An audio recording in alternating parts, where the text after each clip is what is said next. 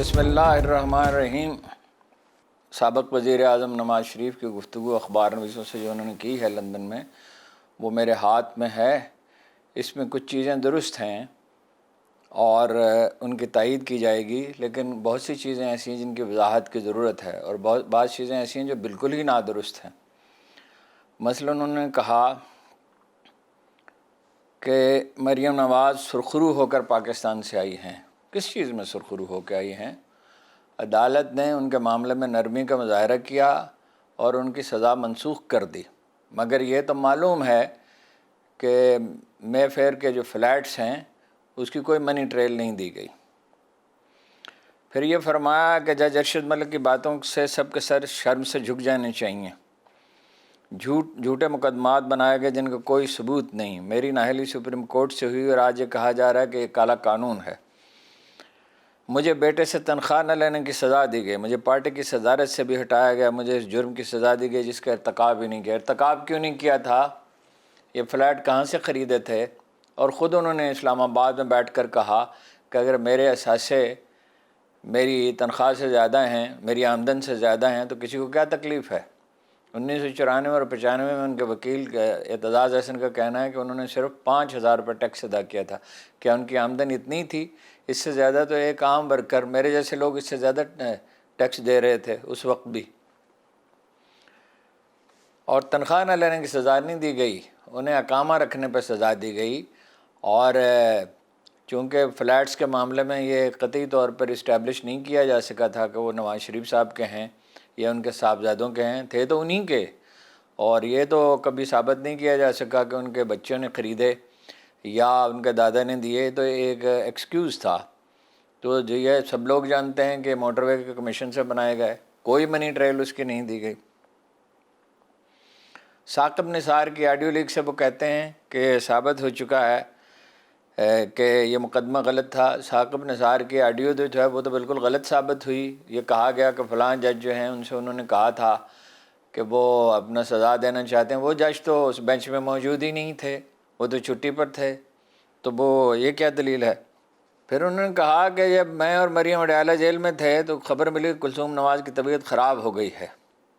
मुझे बताया गया कि वो बेहोश हैं, ICU में हैं। मैंने जेल सुप्रिटेंडेंट से कहा मेरी लंदन में बात करा दें। सुप्रिटेंडेंट ने कहा मैं नहीं करा सकता। मैंने कहा ये इंसानियत का मामला, इस पर इजाज़त लेने की क्या ज़रूरत है। मैंने मिन्नतें की मगर मेरी बात नहीं कराई गई। जबकि 3 घंटे के बाद आकर बताया कि मेरी बेगम फौत हो गई। आप अंदाज़ा कर सकते हैं कि मेरे दिल पर क्या गुजरी। यानी लोगों का हाफ़ज़ा क्या इतना ही ख़राब है? उन्हें लंदन जाने की इजाज़त दी गई। बाद में रही ये बात कि किसी आदमी की बेगम बीमार हो जाए, तकलीफ़ दह बात है, दुख की बात है और लोगों ने इसको महसूस किया। तो मगर ये है कि अगर कोई भी कैदी जो है उसकी बेगम बीमार हो तो क्या उसकी ज़मानत हो जाएगी इस बात पर? तो उन्हें तो ना सिर्फ अस्पताल मुंतकिल किया गया, उनकी साहबजादी की ज़मानत ली गई कि उसकी तीमारदारी कर सकें। वो लंदन चले गए, फिर भी वो ज़मानत बरकरार रही। साबिक़ वज़ीर आज़म ने कहा सियासत अपनी जगह मगर इस तरह का जुल्म नहीं होना चाहिए। किस कैदी को ये इजाज़त मिलती है कि वो अपने घर चला जाए अगर उसे अहले खाना बीमार हों? तो उनके साथ तो जो प्लेटलेट्स के जाली वो बनाए गए, और ये मैं पहले बता चुका हूँ, एक से ज़्यादा बार बता चुका हूँ कि वो जिस डॉक्यूमेंट पे उनके प्लेटलेट्स गिरने की तस्दीक की गई वो उनका था ही नहीं, उस पर नाम लिखा हुआ ही नहीं था। उस लेबार्ट्री के लोगों ने मुझे बताया कि वो हमारे पास भेजा गया, उस पर नाम नहीं लिखा हुआ था, वो किसी और का खून था जिस पे उनके प्लेटलेट्स तो उनके गिरे नहीं थे। जाने के बाद तो उन्होंने कोई इलाज कराया ही नहीं। उनको दूसरी बीमारियाँ हैं, उनका हार्ट का प्रॉब्लम है, उनका शुगर का प्रॉब्लम है, ब्लड प्रेशर का प्रॉब्लम है, दिमाग को दिल की तरफ जाने वाली रग जो है उसमें ख़राबी है, और भी शायद कुछ मसाइल हों, लेकिन प्लेटलेट्स तो उनकी गिरी नहीं थी। एक बात उन्होंने बिल्कुल ठीक कही, इंसान चाल चलता है मगर अल्लाह की अपनी हिकमत होती है। अब वो मजलूमियत का कार्ड खेल रहे हैं, अपनी चाल चल रहे हैं, मगर अल्लाह की अपनी हिकमत है कि इमरान खान, उनके 21% वोट हैं ताज़ा तरीन सर्वे में। वोट कह लीजिए या उनकी हमायत ये है कि वो मुल्क को बहरान से निकाल सकते हैं। तो इमरान खान की 51% है, 2 गुना से भी ज़्यादा, 2.5 गुना है, ठीक 2.5 गुना है तकरीबन। तो 0.5% कम है 2.5 गुना से। तो ये अल्लाह की अपनी हिकमत है। ترقی کرتا پاکستان کو آگے بڑھنے سے روک دیا گیا. کون سی ترقی ہوئی؟ وہ کہہ رہے ہیں موٹر وے ترقی نہیں ہوتی. انڈیا میں کون سی موٹر ویز ہیں جو دنیا کی سب سے بڑی تیسری بڑی اکانومی ہے؟ اور بنگلہ دیش میں کون سی موٹر ویز ہیں جس کے جو ہیں زر مبادلہ کے ذخائر ہم سے زیادہ ہیں، فی کس آمدن زیادہ ہے، انڈسٹریلائزیشن زیادہ ہے، تعلیم زیادہ ہے، آبادی پہ کنٹرول زیادہ ہے، اور معاشی طور پر معاشی اور سیاسی طور پہ ہم سے زیادہ مستحکم ہے. انسداد دہشت گردی کے لیے ہماری کوششوں کو عالمی طور پر سراہا گیا. انہوں نے نہیں کی تھی کوشش. یہ ضرور ہے کہ پیپلز پارٹی تو رکاوٹیں ڈالتی رہی، انہوں نے رکاوٹ نہیں ڈالی. یہ کوشش فوج نے کی، یہ رینجرز کے ذریعے ہوا. اور 2016 میں جب وہ اپنا پاکستان مرد آباد کا نعرہ لگایا ٹیررسٹ نے، جو لندن میں جا کے چھپا ہوا تھا، تو اس کے بعد ایم کیو ایم کا جو ٹیررسٹ ونگ تھا، M N A M P O تو نہیں تھے اس میں ملوث براہ راست، لیکن وہ ٹیررسٹ ونگ جو تھا، اس کے بعد وہ ظاہر ہے اس کا سدباب بھی کیا. 2 کام ہوئے اس وقت. اس کا سدباب کیا جنرل بلال کی قیادت میں، رینجرز کے جو چیف تھے، اور ایم کیو ایم نے انہیں چھوڑ دیا اس لیے کہ رد عمل بہت زیادہ تھا، اور اب بھی وہ ان سے جا ملنے کے لیے تیار نہیں ہیں، وہ تنہا رہ گئے. اس میں نواز شریف صاحب کا کیا کنٹریبیوشن تھا؟ اس نے خودکشی کی اور رینجرز نے اس کا مقابلہ کیا اور رائے عامہ نے اس کا مقابلہ کیا. نواز شریف صاحب نے تو 96 میں اقتدار سنبھالنے کے بعد ان کے سارے ٹیررسٹ رہا کر دیے تھے اور 50 کروڑ روپے تاوان بھی دیا تھا. یہ واحد موقع ہوگا تاریخ میں کہ کسی ٹیررسٹ گروپ کو کسی ریاست نے تاوان ادا کیا، 50 کروڑ روپے، اور 500-600 جو ٹیررسٹ وہ رہا کر دیے گئے. پھر وہ کہتے ہیں ایٹمی دھماکے کیے ہم نے، پاکستان کو ایٹمی طاقت بنایا. انہوں نے ایٹمی طاقت بنایا. ایٹمی طاقت تو بنایا، اس کی بنیاد رکھی ذوالفقار علی بھٹو نے، اور 83 میں ایٹم بم بن گیا، کولڈ ٹیسٹ ہو گیا. اور 87 میں ضیاء الحق نے راجیو گاندھی کو دھمکی دی کہ پاکستان پہ حملہ کیا گیا تو پاکستان جو ہے کچھ بھی کر سکتا ہے.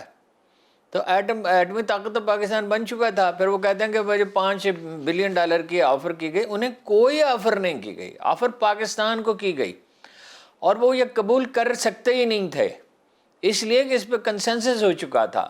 80-90% لوگ جو ہیں وہ دھماکے کے حمایت کر رہے تھے. بے نظیر کو خاموش ہونا پڑا، پہلے اس نے مخالفت کی، اور ان کی اپنی کیبنٹ نے کہا کہ اس کے سوا کوئی چارہ نہیں. ملٹری لیڈرشپ نے کہا، سب سے بڑھ کر یہ کہ رائے عامہ نے کہا. مجید نظامی صاحب نے ان سے کہا تھا آپ دھماکہ نہیں کریں گے تو قوم آپ کا دھماکہ کر دے گی. یہ تنہا ان کا فیصلہ نہیں تھا، یہ پوری قوم کا فیصلہ تھا. اور اس وقت انہوں نے اتنی بڑی حماقت کی کہ غیر ملکی اکاؤنٹ منجمد کر دیے گئے، اور 40 روپے والا ڈالر جو ہے وہ 60 روپے پہ جا پہنچا، اور پھر بڑھتا ہی گیا. عمران خان نے ملک کو تنہا نہیں کیا، انہوں نے تنہا کیا. دیگر ممالک سے تعلقات خراب نہیں کیے انہوں نے ڈکٹیشن لینے سے انکار کیا. اشیاء ضرورت کی قیمتیں عوام کی پہنچ سے باہر چلے گئیں. نواز شریف صاحب بھول گئے کہ کرونا تھا، اور یہ وہ بھول گئے کہ انہوں نے اس کو کس اچھی طرح سے فائٹ کیا، اور آخر میں شرح ترقی 6% پہ جا پہنچی. اور ان کی اپنی حکومت آتے ہی مسلم لیگ کی یہ شرح ترقی جو ہے نہ صرف یہ ہے کہ 6% پہ برقرار نہیں رہی، اب تقریباً مائنس پہ چلی گئی ہے. کیا سیلاب کا اسی طرح مقابلہ کیا ہے نون لیگ نے جیسے کرونا کا عمران خان نے کیا تھا؟ یہ انہوں نے ٹھیک کہا کہ ان کے اہلیہ کی بیماری کا مذاق اڑایا گیا. جن لوگوں نے ایسا کیا انہوں نے انسانیت سے گری ہوئی حرکت کی، یہ کبھی نہیں کرنا چاہیے. اور جن لوگوں نے کیا انہیں شرمندہ ہونا چاہیے اور معافی مانگنی چاہیے. ان کا کہنا ہے کہ انہیں ان کے خاندان کو شدید کرب میں مبتلا کیا گیا. انہوں نے اس ملک کے ساتھ کیا کیا؟ ان کی جو ہے وہ ایک فیکٹری سے بڑھ کر 300 فیکٹریاں ہو گئیں. ان کے پاس یہ سارا روپیہ کہاں سے؟ کبھی حکمران بھی کاروبار کیا کرتے. 88 سے پہلے تو اس کی کوئی مثال نہیں، بلکہ 85 سے پہلے اس کی کوئی مثال نہیں ہے. وہ چیف منسٹر بنے تو ان کی دولت میں اضافہ ہونے لگا. چیف وزیر اعظم بنے تو جنرل حمید گل ان کے والد کے پاس گئے اور ان سے کہا کہ اب آپ کو کاروبار کرنا نہیں چاہیے. تو انہوں نے کہا ہمیں تو موقع ہی اب ملا ہے. اس کے بعد انہوں نے نہ صرف دولت سمیٹی، صرف ایک بڑے پراپرٹی ٹائکون نے مجھے بتایا کہ 40 ارب روپے رشوت کے انہیں دینے پڑے نواز شریف صاحب کو. تو پھر آخر میں انہوں نے دہرایا ہے کہ مریم سرخرو ہو کے واپس گئی. مریم سرخرو ہو کے واپس نہیں گئی. محترمہ مریم نواز کا حال یہ ہے کہ وہ کہتی ہیں کہ لندن تو کیا پاکستان میں بھی کوئی میری جائیداد نہیں. اور سب جانتے ہیں کہ صرف یہی ان کی نہیں ہے، مے فیئر کے فلیٹس نہیں ہیں، اور بھی ان کی جائیدادیں ہیں. ان کا کاروبار ہے دبئی میں. انہوں نے سٹیل مل لگائی جس کا وہ کوئی ثبوت نہیں دے سکے کہ جدہ میں اسٹیل مل کے لیے روپیہ کہاں سے آیا. پھر $800 ملین کی انہوں نے انویسٹمنٹ کی برطانیہ میں، بعد میں جس میں اضافہ ہو گیا. یہ روپیہ کہاں سے آیا؟ مے فیئر کے فلیٹس وہ کہتے ہیں کہ دادا نے خریدا. دادا نہیں خریدا، 92 میں انہوں نے خریدے تھے. آج تو 12 ربیع الاول کا دن تھا، میرا خیال تھا کہ اس موضوع پر بات کریں گے، لیکن یہ ایسی خبر تھی کہ اس پہ بات کرنا پڑی، اور مجھے افسوس ہے کہ وہ بہت اہم موضوع جو ہے وہ رہ گیا. چلیے کوئی بات نہیں، سب دن صرف 12 ربیع الاول ہی رسول اللہ صلی اللہ علیہ وسلم کا دن نہیں ہے، سب دن انہی کے ہیں. شاعر نے کہا تھا آپ ان کے لیے بھی رحمت ہیں جو زمانے ابھی نہیں آئے. آج اتنا ہی، آپ کا بہت بہت شکریہ.